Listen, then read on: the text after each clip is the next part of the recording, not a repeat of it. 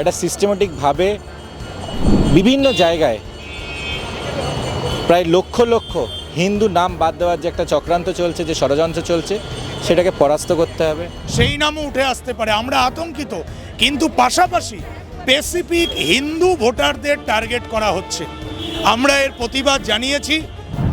একটু কোরআনটা প্রত্যেকের পড়া উচিত। আমার মনে হয় যে কোরআন পড়ুন, বেদ পড়ার দরকার নেই। গীতা যদি পড়তে ইচ্ছে না হয় না পড়ুন, কোরআন পড়ুন, পরিষ্কার হবেন যে তারা মেয়েদেরকে, মহিলাদের কি নজরে দেখে। পশ্চিমবঙ্গে পড়াশোনা করেছে, বড় হয়েছে, পশ্চিমবঙ্গে কেউ হয়তো কাজ করছে, কেউ হয়তো কর্মসংস্থান পায়নি, অন্য রাজ্যে কাজ করছে, পরিযায়ী শ্রমিক হয়েছে, কেউ ইঞ্জিনিয়ার হয়েছে, অন্য রাজ্যে তাদেরকে কাজ করতে বাধ্য করেছে এই রাজ্যের তৃণমূল কংগ্রেস এবং তার আগে পূর্ব যে সিপিএম সরকার ছিল। তো তার জন্য তাদেরকে ভোটাধিকার থেকে বঞ্চিত করবে, এটা মেনে নেওয়া যায় না এবং এটা আমরা হতে দেব না। সেই ভোটারগুলোকে টার্গেট করেছে এবং মেজরিটি তারা হিন্দু।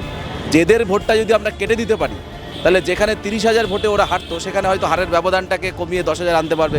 তার জন্য যেখানে যে অবস্থায় যে ভাষায় কথা বলা দরকার হবে, আমরা সেখানে সেই ভাষায়, সেই প্রতিবাদী শব্দে আমরা তার প্রতিবাদ জানাবো।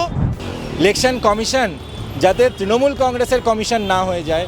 তৃণমূল কংগ্রেস যেভাবে প্রশাসনকে অপব্যবহার করে, প্রশাসনিক দপ্তরগুলোকে অপব্যবহার করছে, বিডিও অফিস থেকে নোটিশ পাঠাচ্ছে 98 জন হিন্দু নাম নিয়ে, যে এদেরকে সরিয়ে দিতে হবে যদি 3 দিনের মধ্যে মুখ না দেখায়। মানে ওনার নিজের অন্তরে উনি কিছুই ধারণ করে না, সবটাই ওনার ভোটের রাজনীতি, মিথ্যাচারিতা।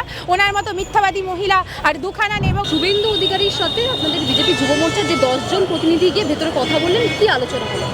দেখুন, চিফ ইলেকটোরাল অফিসার আমাদের পশ্চিমবঙ্গে, তাকে আমাদের একটাই বক্তব্য যে তৃণমূল কংগ্রেসের যে ষড়যন্ত্রের মাধ্যমে পশ্চিমবঙ্গ জুড়ে একটা সিস্টেমেটিকভাবে বিভিন্ন জায়গায় প্রায় লক্ষ লক্ষ হিন্দু নাম বাদ দেওয়ার যে একটা চক্রান্ত চলছে, যে ষড়যন্ত্র চলছে, সেটাকে পরাস্ত করতে হবে। আমরা ওনাদের বললাম যে সিইওর অফিস, ইলেকশন কমিশনের অফিস প্রত্যেক রাজনৈতিক, কোনো একটি বিশেষ রাজনৈতিক দলের না, প্রত্যেক ভারতবর্ষের নাগরিকের, পশ্চিমবঙ্গের প্রত্যেক অধিবাসীর এই অফিস। এবং সেজন্য আনবায়াসডভাবে তৃণমূল কংগ্রেসের এই চক্রান্তকে পরাস্ত করতে হবে। বাংলাদেশি, রোহিঙ্গা এদেরকে ভোটাধিকার থেকে বঞ্চিত করুন, কিন্তু পশ্চিমবঙ্গ নিবাসী তাদের অনেক মানুষ আছে, বিশেষ করে যুব সমাজ, যাদের চাকরি চুরি করে নিয়ে গেছে, সরকারি চাকরি চুরি করে নিয়ে গেছে তৃণমূল কংগ্রেস। বেসরকারি কোনো বিনিয়োগ নেই, শিল্প নেই, তাদের কর্মসংস্থানের জন্য বৃদ্ধ বাবা মাদের, পরিবার পরিজনদেরকে ছেড়ে অন্যান্য রাজ্যে, বিজেপি শাসিত রাজ্যে তাদেরকে চাকরির জন্য যেতে হয়। তারা দুর্গাপুজোর সময় বাড়ি আসে, ভোটের সময় বাড়ি আসে, সরস্বতী পুজোতে বাড়ি আসে। তাদেরকে হঠাৎ করে যদি বলো যে তুমি আজকে বাড়িতে নেই, তাই কালকে তোমার ভোটাধিকার আমি এখান থেকে বার করে দেবো, এটা হতে পারে না। ভারতবর্ষের যে কোনো অংশে একজন পশ্চিমবঙ্গ নিবাসী থাকতে পারে, তার যেটা বসত ভিটা, যে জায়গায় তিনি বড় হয়েছেন, যে জায়গায় তার পরিবার পরিজন থাকে, সেখানে তার ভোট দেওয়ার অধিকার থাকবে। এবং এটা আমাদের ভারতবর্ষের আইন, ভারতবর্ষের সংবিধান অনুযায়ী। নির্বাচন কমিশন নিরপেক্ষভাবে কাজ করবে, আস্থা রাখছেন? দেখুন, আমরা এই দাবি নিয়েই গেছি, ইলেকশন কমিশন যাতে তৃণমূল কংগ্রেসের কমিশন না হয়ে যায়। তৃণমূল কংগ্রেস যেভাবে প্রশাসনকে অপব্যবহার করে, প্রশাসনিক দপ্তরগুলোকে অপব্যবহার করছে, বিডিও অফিস থেকে নোটিশ পাঠাচ্ছে 98 জন হিন্দু নাম নিয়ে, যে এদেরকে সরিয়ে দিতে হবে যদি 3 দিনের মধ্যে মুখ না দেখায়, তাদেরকে ভোটাধিকার থেকে আমরা বঞ্চিত করব। এরকম যে তৃণমূলীকরণ যেটা হয়েছে রাজ্যের পুরো প্রশাসনটা, পুলিশ প্রশাসন সর্বত্র, সেটা যেন ইলেকশন কমিশন, কারণ গণতন্ত্রই আমাদের শেষ ভরসা। পশ্চিমবঙ্গবাসী আমরা যখন যেখানে পশ্চিমবঙ্গে আইনের শাসন থাকে না, আমরা সম্মানীয় কোর্টের কাছে যাই, কিন্তু যারা আইন শৃঙ্খলাকে বুড়ো আঙুল দেখিয়ে, সংবিধানকে বুড়ো আঙুল দেখিয়ে প্রশাসনকে অপব্যবহার করে, তাদের বিরুদ্ধে সাধারণ মানুষের গর্জে ওঠার একটাই কিন্তু অস্ত্র, সেটা ভোটাধিকার। এবার সেই ভোটাধিকার থেকে পর্যন্ত যদি তাদের অন্যায়ভাবে বঞ্চিত করে, তাহলে সেটা কিন্তু সাধারণ মানুষও মেনে নেবে না। এবং ভারতীয় জনতা পার্টি, ভারতীয় জনতা যুব মোর্চা আমরা পরিষ্কার বলে দিয়েছি যে বাংলাদেশের যিনি নাগরিক, যারা ইল্লিগাল ইমিগ্র্যান্টস, যারা কোনো বৈধ কাগজপত্র নেই, তাদেরকে ভোটাধিকার দেওয়া যে তৃণমূলের একটা সিস্টেম হয়ে গেছে, সেটাকে বন্ধ করুন। এবং যারা পশ্চিমবঙ্গের অধিবাসী, যারা পশ্চিমবঙ্গে পড়াশোনা করেছে, বড় হয়েছে, পশ্চিমবঙ্গে কেউ হয়তো কাজ করছে, কেউ হয়তো কর্মসংস্থান পায়নি, অন্য রাজ্যে কাজ করছে, পরিযায়ী শ্রমিক হয়েছে, কেউ ইঞ্জিনিয়ার হয়েছে, অন্য রাজ্যে তাদেরকে কাজ করতে বাধ্য করেছে এই রাজ্যের তৃণমূল কংগ্রেস এবং তার আগে পূর্ব যে সিপিএম সরকার ছিল। তো তার জন্য তাদেরকে ভোটাধিকার থেকে বঞ্চিত করবে, এটা মেনে নেওয়া যায় না এবং এটা আমরা হতে দেবো না। ইন্দ্রনীলদা, রবিবার রামনবমীর শোভাযাত্রা রয়েছে, তার আগেই দেখা যাচ্ছে এসএফআই এর তরফ থেকে বাম ছাত্রনেতা তারা বলছে আমরা যাতে অশান্তি না হয় তার জন্য এলাকায় এলাকায় ক্যাম্প করব। বিজেপি যুব মোর্চা কি করবে? দেখুন, একটা হিন্দু সমাজের এটা অনুষ্ঠান, রামনবমী কোনো রাজনৈতিক অনুষ্ঠান না যে এসএফআই ক্যাম্প করবে। এসএফআই ক্যাম্প করুক না, কেউ না করেনি, রাতও জাগার একটা রাত জাগুক, দিন জাগুক, রামনবমী যখন হবে, যারা রামনবমীতে অংশগ্রহণ করবে সেই সকল পুণ্যার্থী, সেই সকল হিন্দু সমাজের যারা মানুষ, তারা যখন ধর্মীয় আচার আচরণ পালন করবে তখন তাদের জন্য তারা লাড্ডু নিয়ে পৌঁছক। আর যদি ক্যাম্প নিয়ে বসে, আমার বিশ্বাস এই যদি অশান্তি করতে বা একটা রাজনীতি করতে যদি কোনো একটি সামাজিক অনুষ্ঠানে, একটি ধর্মীয় অনুষ্ঠানে তারা এসএফআই নাক গলায়, অলরেডি তাদেরকে মহাশূন্যে পাঠিয়ে দিয়েছে, তাদের ক্যাম্পগুলো শূন্য যাবে। কারণ এই ক্যাম্পে যাদেরকে ডাকবে সেই সকল মানুষগুলো তারাও এই হিন্দু সমাজের সাথে এই রামনবমীর র্যালিতে দেখা যাবে হাঁটছে। ইন্দ্রনীলদা, আপনি একজন রাজনৈতিক নেতৃত্ব ছাড়াও চিকিৎসক রয়েছেন, তো সেক্ষেত্রে ওষুধের দাম বাড়ানো হয়েছে, তা নিয়ে মুখ্যমন্ত্রী একটি প্রেস কনফারেন্সও করেছেন এবং কেন্দ্রকে তিনি ইঙ্গিত করেছেন, আঙুল ছুড়ে দিয়েছেন কেন্দ্রের দিকে। মুখ্যমন্ত্রী মমতা বন্দ্যোপাধ্যায় কী বলে না বলে, প্রশাসনিক অফিস থেকে বসে তিনি যেভাবে রাজনৈতিক স্লোগান দেন তার কথার কোনো যথার্থ কিছু থাকে না, তার সারমর্মও থাকে না। তিনি রাজনীতি ছাড়া আর কিছুই করেন না। এবং যেখানে ডিপিসিএর মাধ্যমে ক্যান্সার সহ, এইচআইভির ওষুধ সহ ভারতবর্ষে বিভিন্ন যে ওষুধের দাম এত কমিয়ে দেওয়া হয়েছে, তারপর প্রধানমন্ত্রী যে এই জনঔষধি যোজনার মাধ্যমে যেভাবে করে পশ্চিমবঙ্গেতে করতে দেয়নি, সেখানেও প্রতিবন্ধকতা করেছে তৃণমূল কংগ্রেস। এখানে যেমন আয়ুষ্মান ভারত করতে দেয়নি, তেমনি এখানে ব্লকে ব্লকে যাতে বিনামূল্যে বা অনেক কম শুল্কে, প্রায় 80% 90% ছাড় দিয়ে যাতে মানুষ ওষুধ পায় তার ব্যবস্থা করেছে কেন্দ্র সরকার, সেটাও পর্যন্ত পশ্চিমবঙ্গে অ্যালাও হয় না। তাহলে কি করে মানুষ এখানে কম দামে ওষুধ পাবে? পশ্চিমবঙ্গের মানুষ যাতে কম দামে ওষুধ পায় তার জন্য যে প্রধানমন্ত্রী যে যোজনা আছে তাতে সেটাগুলোকে অ্যালাউ করুক। জনঔষধি যোজনা আছে তো সেটাকে অ্যালাউ করুক, আয়ুষ্মান ভারতকে অ্যালাউ করুক। তাহলে আমাদের পশ্চিমবঙ্গবাসীকে একজনকে ওষুধ এত চড়া দামে, এটা শুধু পশ্চিমবঙ্গেই চলছে কারণ মমতা বন্দ্যোপাধ্যায় আয়ুষ্মান ভারত অ্যালাউ করেনি। নদিয়া জেলার কৃষ্ণনগর 2 নম্বর ব্লক, আপনারা ইতিমধ্যে দেখেছেন, সংবাদ মাধ্যমেও এসছে, 98 জন হিন্দু ভোটারের নামের তালিকা থেকে বাদ গেছে। আর এই 98 জনের মধ্যে আশ্চর্যজনকভাবে বিডিওর মেয়ের নামও রয়েছে। তৃণমূল কংগ্রেস তার নেতার পরিকল্পিত মস্তিষ্ক প্রসূত চিন্তাভাবনায় দলীয় প্যাডে নির্দেশ জারি হয়েছে যে বিডিওকে এইরকম নির্দেশ দিতে হবে এবং এই লিস্টগুলোকে ক্যান্সেল করানোর জন্য সমন পাঠাতে হবে। আর বিডিও স্বাভাবিক সেই কাজটাই করেছে। আজকে আমরা রাজ্য যুব মোর্চার পক্ষ থেকে আমরা ইলেকশন কমিশনকে জানালাম পুরো বিষয়, এবং শুধু কৃষ্ণনগর 2 নম্বর ব্লক নয়, এটা সমগ্র নদিয়া জেলা, যেহেতু নদিয়া জেলা সীমান্তবর্তী জেলা, পাশেই আন্তর্জাতিক বাংলাদেশ সীমান্ত রয়েছে, সেখান থেকে প্রতিনিয়ত অনুপ্রবেশ একটি বড় সমস্যা। আর এটা দীর্ঘ সময় ধরে হচ্ছে এবং তারা পরিকল্পিতভাবে তৃণমূল কংগ্রেসের দুধেল গায়ের ভূমিকা পালন করছে।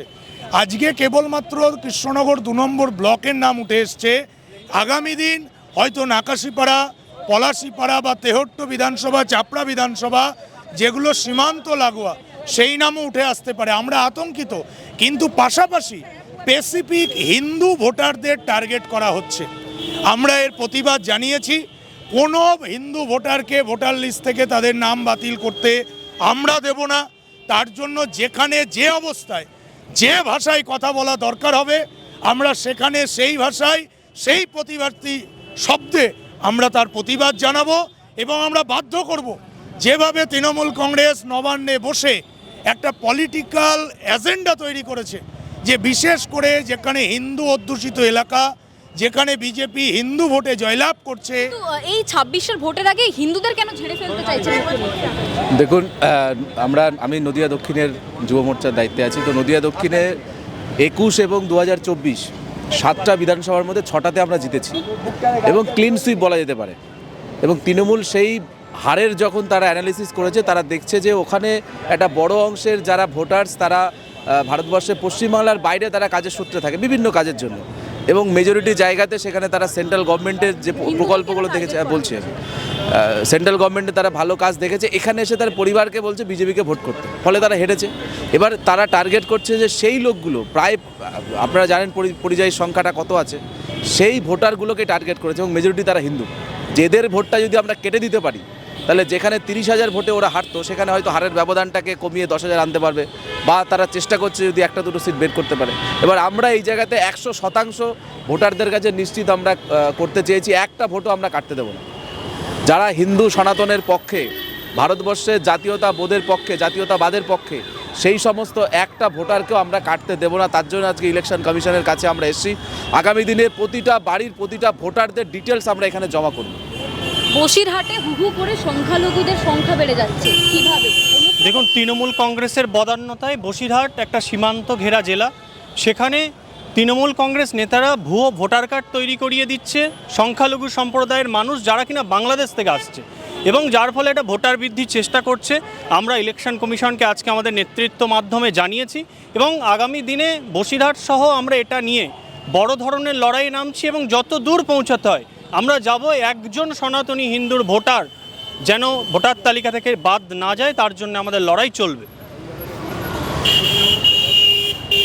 এছাড়া আমরা দেখতে পাচ্ছি যে কেন্দ্রীয় বাহিনী থাকা সত্ত্বেও অনুপ্রবেশ ঘটছে, কিভাবে সম্ভব? দেখুন, কেন্দ্রীয় বাহিনী থাকা সত্ত্বেও অনুপ্রবেশের মূল কারণ বিস্তীর্ণ অঞ্চল, কাঁটাতারের বেড়া দেওয়া যায়নি, তৃণমূল কংগ্রেস জমি দিচ্ছে না। এই জমি জটের কারণে এই ধরনের সমস্যা সীমান্তবর্তী এলাকায় হচ্ছে। সেখানে মূলত সংখ্যালঘু সম্প্রদায়ের মানুষকে ব্যবহার করে এইভাবে বর্ডার দিয়ে বাংলাদেশি অনুপ্রবেশকারীকে ঢোকাচ্ছে তৃণমূল। আপনি একজন মহিলা, প্রথম যে প্রশ্ন আছে, মোথাবাড়িতে যে ঘটনা ঘটেছে সেখানে পুলিশের বিরুদ্ধে স্থানীয় মহিলারা অভিযোগ করছেন শাখা সিঁদুর খুলে রেখে বাড়ির বাইরে বেরোতে হবে। এই জিনিসটা কিভাবে দেখছেন, একজন বাংলার সাধারণ বাড়ির মেয়ে হিসেবে কিভাবে দেখছেন? দেখুন, একজন বাংলার মেয়ে হিসেবে বা সন্তানের মা হিসেবে বা এই বঙ্গবাসী হিসেবে আমি দেখছি যেভাবে পশ্চিমবঙ্গটা অনুপ্রবেশ ঘটেছে তার একটা ফল। যেভাবে ভোটের রাজনীতি দিদিমণি এখানে করছেন তার একটা ফল। যেভাবে এখানে ডেমোগ্রাফি চেঞ্জ হয়েছে, যেরকম মালদা থেকে শুরু করে বসিরহাট, মুর্শিদাবাদ, দিনাজপুর, এই সব জেলাগুলোকে পুরো বিস্তীর্ণ অঞ্চলকে চেষ্টা করা হচ্ছে যে সেখানে মুসলিম অধ্যুষিত অঞ্চল বানানোর, এবং হিন্দু যারা সেখানে ছিল, এতদিন আগে ছিল সংখ্যাগুরু, এখন হয়েছে সংখ্যালঘু, তাদের বাড়ির যে মহিলা বা মেয়েরা রয়েছে, ঠিক যেরকম আমরা কোনো মুসলিম কান্ট্রিতে দেখি যে যেখানে মুসলিমদের সংখ্যা গরিষ্ঠ হয়েছে, হিন্দুরা বা অন্য যারা রয়েছে তারা কমে গেছে, তাদেরকে ঠিক যেরমভাবে অত্যাচারিত করা হয় যে তারা প্রথম শুরু হয় তারা পুজো করতে পারবে না। মমতা বন্দ্যোপাধ্যায় তিনি বলিউড স্টারদেরকে নিয়ে এসে দুর্গাপূজার ফিতা কাটেন, এবং দেখা যাচ্ছে সেই মমতা বন্দ্যোপাধ্যায়ের যে রাজ্য, সেই রাজ্যতে দেখা যাচ্ছে মহিলাদেরকে শাঁখা পলা পরতে দেওয়া হচ্ছে না, এরকম একটা অভিযোগ হচ্ছে। এই অভিযোগটা সেটাই বলছি যে এটা ভয়াবহ একটা অভিযোগ। এটা অভিযোগ না, এটা একটা সত্যি ঘটনা। ছাতিতে লাথিও মারা হয়েছে সংখ্যালঘু বেশ কিছু জনের বিরুদ্ধে। একদম একদম দেখুন, এটা ইসলামিক কালচার, যেখানে মেয়েদেরকে একদম যেখানে মেয়েদের, আপনারা যদি একটু কোরআনটা প্রত্যেকের পড়া উচিত আমার মনে হয়, যে কোরআন পড়ুন, বেদ পড়ার দরকার নেই, গীতা যদি পড়তে ইচ্ছে না হয় না পড়ুন, কোরআন পড়ুন, পরিষ্কার হবেন যে তারা মেয়েদেরকে, মহিলাদের কি নজরে দেখে, এবং তারা কোরআনে লেখা রয়েছে তারা মেয়েদেরকে কমোডিটি মনে করে। সেই কারণে যখন ভারতবর্ষ আজ থেকে 800,000 বছর আগে আক্রমণ হয়েছে, তখন থেকে তারা নিজেদের বউদের, মেয়েদের এখানে নিয়ে আসেন, এখানকার মেয়েদের বারবার তুলে নিয়েছে, তাদের ধর্ষণ করেছে, তাদের অঙ্গহানি করেছে, তাদের সন্তানদেরকে নিজেদের তলোয়ারে নাচিয়েছে, এবং তারা কিন্তু আজকে আবার এই রাজ্যে তারা দুটো দেশ ভাগ করে নিয়েছে। পাকিস্তানি মুখ্যমন্ত্রী তো কোরআন পড়েন, গীতাও পড়েন, বাইবেল পড়েন, কোরআন পড়েন। এগুলো মিথ্যাচারিতা, এগুলো মিথ্যাচারিতা। কোনো মানুষ কখনো হাজার কিছু করতে পারে না, তার যে কোনো ধর্ম বিশ্বাসে হয়তো সবাইকে রেসপেক্ট করতে পারে, কিন্তু বললেন যে আমি হিন্দু, মুসলিম, আমি ধর্ম বিশ্বাস তো একটা হবে। ধর্ম মানে যেটা আমি ধারণ করি, আমি যেটা আমার নিজের ভেতরে অন্তরে ধারণ করব, সেটা আমার ধর্ম। তার মানে ওনার নিজের অন্তরে উনি কিছুই ধারণ করে না, সবটাই ওনার ভোটের রাজনীতি, মিথ্যাচারিতা। ওনার মতো মিথ্যাবাদী মহিলা আর দুখানা নেই, এবং ওনার কারণে আজকে উনি বলেন মা মাটি মানুষের দল, যেখানে মায়ের আজকে এই অবস্থায় এই রাজ্যে যে তাদেরকে লাথি মারা হচ্ছে, তাদের বুকে পেটে তাদের নগ্ন করে তাদের ঘোরানো হচ্ছে। এটা বাংলা নয়। আমরা বাংলায় দুর্গাপুজো করি, যে দুর্গাপুজো অকাল বোধন নামে পরিচিত, যেটার পুজো শুরু করেছিলেন শ্রী রামচন্দ্র, সেই বাংলায় আমরা থাকি। কিছুদিন আগে বিধানসভায় একটি বিল পাশ করা হয়েছে, পানশালায় মেয়েরা কাজ করতে পারবে, সমর্থন করছেন না? কর্মসংস্থান বেড়েছে তো রাজ্যে। দেখুন, একটা কথা বলি যে মেয়েদের কাজের হাজারো জিনিস আছে। উনি কিন্তু সেই জায়গাগুলো, আমার মনে হয় উনি যদি সেই দিকে নজর দিতেন খুব ভালো হতো, যে মেয়েদেরকে কি করে সেই জায়গাগুলোতে কাজ দেওয়া যেতে পারে। ঠিক আছে, যেমন ধরুন উনি যখন নিজে রয়েছেন একজন মুখ্যমন্ত্রী, মহিলা মুখ্যমন্ত্রী, এবং সেখানে আর সবথেকে বড় কথা, কাজের থেকেও বেশি আগে তো মানুষ বাঁচবে সম্মানের সাথে মাথা উঁচু করে। যেখানে আজকে আমাদের এই রাজ্যে আমরা সন্দেশখালিতে দেখেছি কিভাবে মহিলাদেরকে পিঠে খাওয়ার নামে তুলে নিয়ে যেয়ে তাদেরকে শ্লীলতাহানি হয়েছে, এবং আমরা দেখতে পাচ্ছি মালদায় হচ্ছে। সেইখানে দাঁড়িয়ে উনি আগে মেয়েদের সম্মান রক্ষা করুক। মেয়েরা যেভাবে আমরা বারবার দেখেছি বিভিন্ন জায়গায়, হাসখালি থেকে শুরু করে সব জায়গাতে মেয়েদের যেভাবে রেপ করে মেরে ফেলা হয়েছে, সেই মেয়েগুলোকে বাঁচাননি কেন?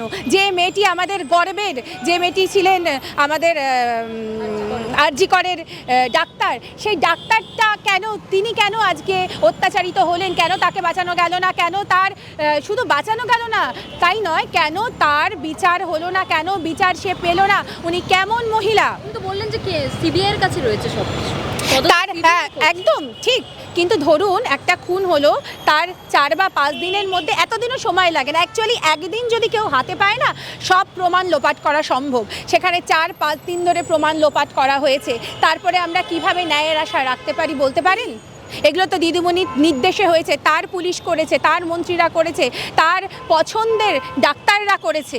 আজকে ওনার প্রশ্রয়ে আজকে আমাদের রাজ্যে কিন্তু মেয়েদের কোনো সম্মান নেই, তারা সুরক্ষিত নয়, তারা রাতে বাইরে বেরোতে ভয় পায়। বাংলা হাটের আরও খবর দেখতে নজর রাখুন। বাংলা খবর মানেই বাংলা হাট।